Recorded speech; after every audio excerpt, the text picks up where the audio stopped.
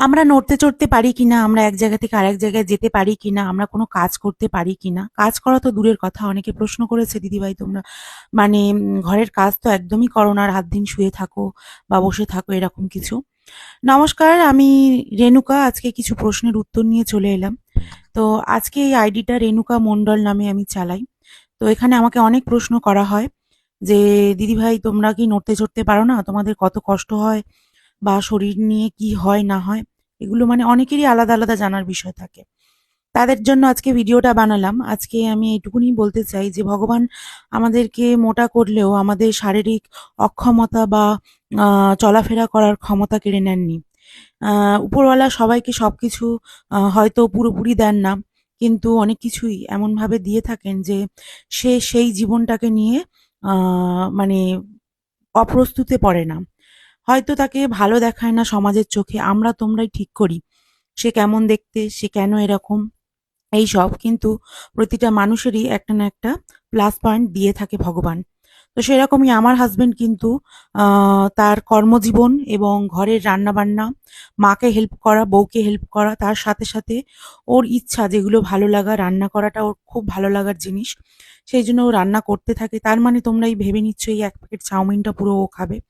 এতে সবজি দেওয়া হয়েছে, সমস্ত কিছু দেওয়া হয়।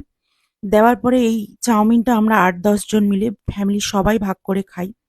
এবং বিশেষ করে আমি একটু ডায়েটের মধ্যে থাকি, সেই জন্য আমি অনেক জিনিস খাই না। তোমাদের দাদাভাই একদিনই সপ্তাহে বাড়ি থাকে, সেই দিনটা কিন্তু ও বসে থাকে না।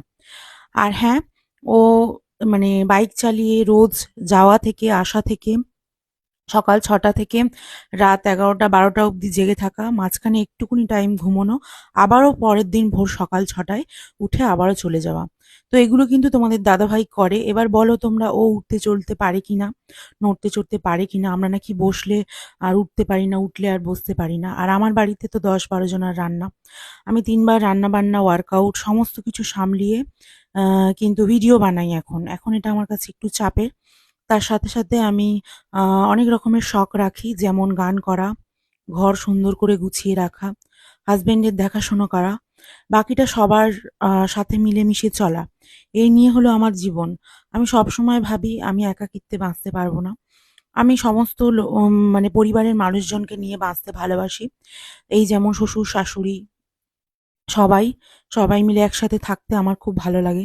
আ আচার-অনুষ্ঠানে যখন বাড়িতে লোকজন আসে তাদেরকে আপ্যায়ন করা, খাবার দেওয়া, রান্নাবান্না করা, এই সমস্ত কিছু আমি করি। নিজের ভাইফোঁটায় ভাইফোঁটা দিতে বাপের বাড়ি যাই না কখনো। সবসময় আমি বাড়িতেই থাকি এবং আমি এনজয় করি প্রতিটা মুহূর্ত, প্রতিটা মোমেন্ট, যখনই কোনো অনুষ্ঠান হয় এইসব।